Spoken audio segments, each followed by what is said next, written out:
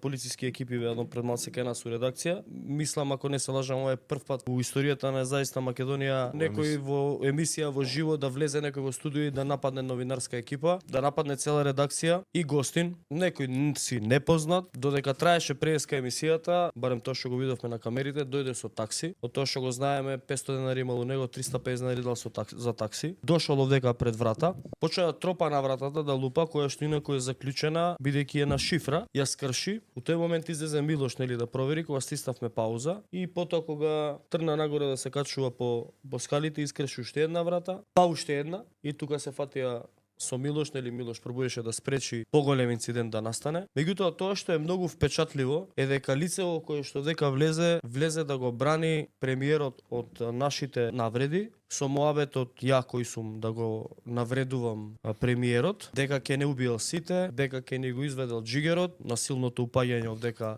почна заманува Милош Гудри, го нападна градоначалникот, замануваше и по мене и по Стефче, со тоа што имате предвид дека ова е опозицијски медиум, ние сме новинари и службени лица, Стив е председател на опозицијска политичка партија, чаши начека таму на шанкот, две со чаши гаѓаше. Милош и Филип успеа да го изведат надвор за да не дојде до поголем инцидент, па дојде полицијата. Дојде полиција и така натака, на крајот полицијата го приведе. Тоа што го знам ќе се гони по член 386 насилство и напад на службено лице. Не знам што да кажам, освен дека резултатот на ваквата кампања, на ваквата политика и на односот кој што оваа влада, оваа власт ја има кон сите што ја критикуваат, нели, со етикетирање на политички противници, со навреди, со закани кон суди, обвинители, новинари, уценувања, со силења по штабови, нели, одат по штабови, ќе видите вие сега на мечка, ќе го скинеме, вака ќе му направиме, така ќе му направиме. Со давањето на таква сила, на вакви радикални секташи, доведува до тоа да